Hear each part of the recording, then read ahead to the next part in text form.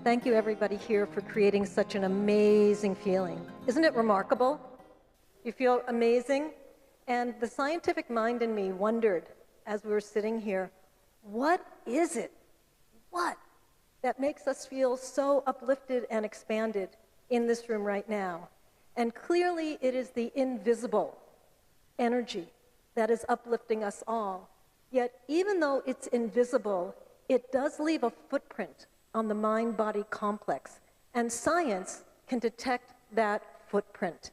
In fact, if any one of us in this room were in a laboratory right now, at this very moment, scientists could tell how happy and content we were simply by looking at our brainwave activity, our heart rhythms, and our body chemistry.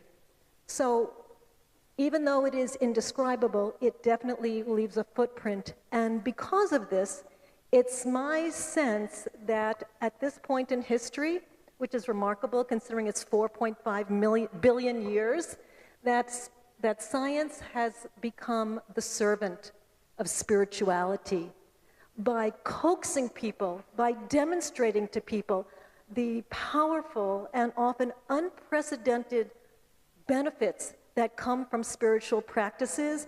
It encourages people to step onto the spiritual path. Now, let me give you some. Now, how many people knew that spiritual practices have been scientifically verified to do what no medical therapy, what no treatment, and what no drug on the planet could do? Can I see a show of hands? Wow, this is a very evolved group. Very good. Very good. Now, just one example I'll give, and I'm talking about the practices that has been brought to modern times by Sri Sri Ravi Shankar.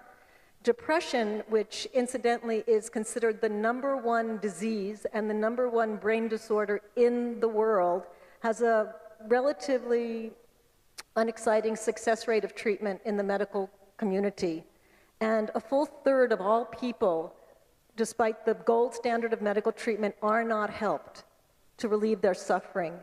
Yet in numerous studies, it's been found to have that when Sudarshan Kriya and the accompanying breathing practices are taught to people, there is a 73 to 80% remission rate. And these are in the people who it's hardest to treat. And incidentally, for clinical anxiety, the success rate of Sudarshan Kriya is 98%. No drug on the planet can do that. And on top of that, what science also shows us is how when we merge science and spirituality, spiritual practices together, the outcomes support a better world and a better medical community. For example, our research that was recently published in the British Journal of Psychiatry, where we looked at the success rate of treating late life depression, and for the gold standard, it was 9% over 6 months.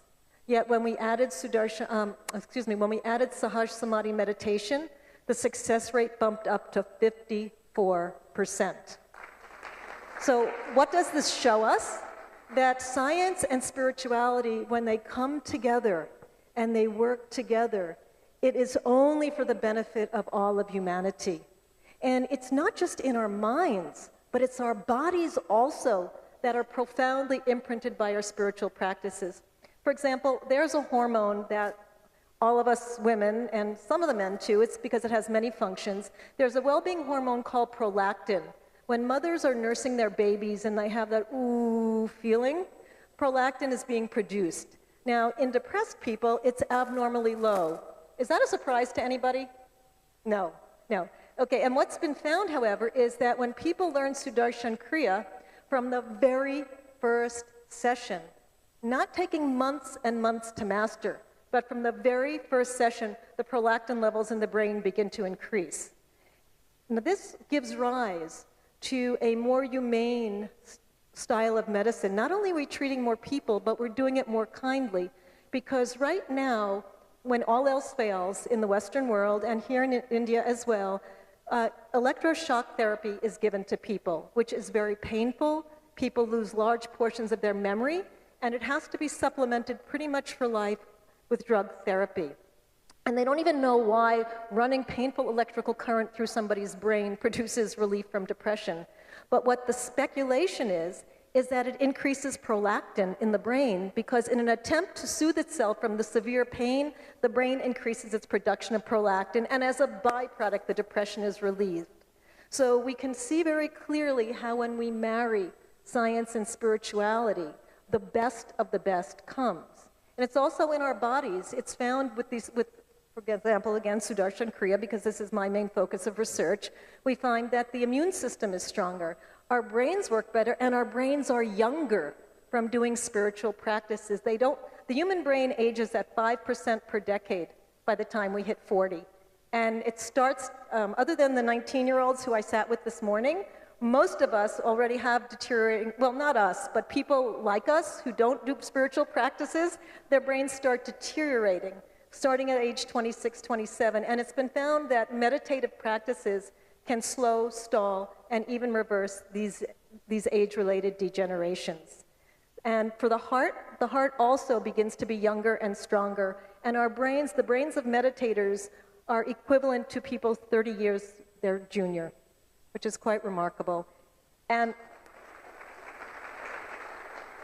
what I'd like to end with is, to me, one of the most exciting scientific discoveries of the power of spirituality to affect change in the world.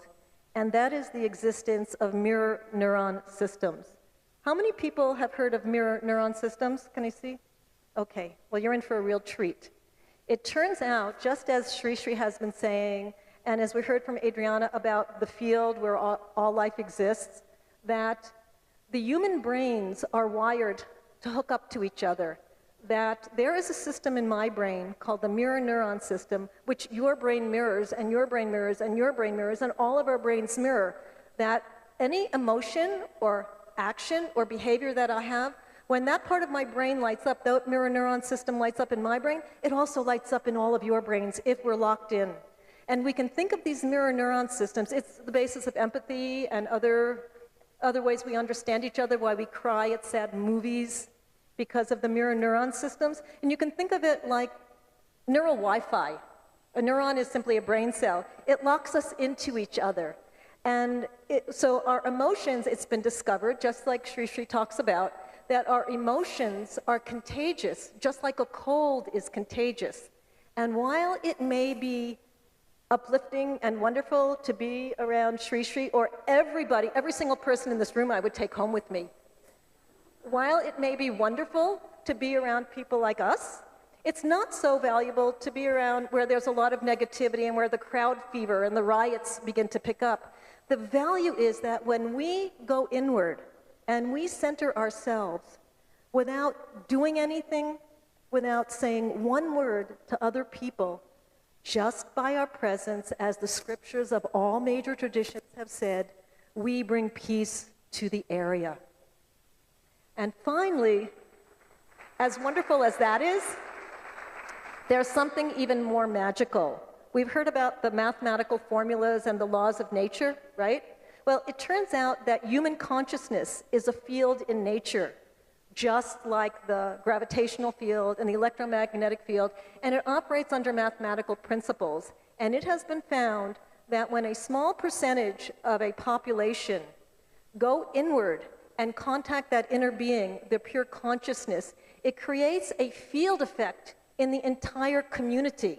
People you don't even see, people who can be 1,000 miles away from you. It creates this coherence in the field, and what happens is violence is decreased, sickness is decreased, accidents are decreased, natural disasters are decreased, positivity grows, and even the gross national product increases. So we see the value of us coming together and practicing together. We become an unstoppable army for spreading God's light. So, in conclusion, my dear sisters, and I think I see a few brothers, both science and spirituality at this point in time are pointing us in the direction of the importance of us going inward ourselves, both so that we are happier, healthier, younger, more creative, and more dynamic, and so that we can affect the people around us in the most positive way. And I think, just like you were saying, that it's a remarkable time in history, because whether somebody is an intellectual intellectual, or somebody is a spiritual monk. Both traditions point everybody in the same direction, that for making a difference in the world, and even if you're just concerned about being better yourself, or being richer yourself, or being healthier yourself, everything says you must go inward. Thank you very much.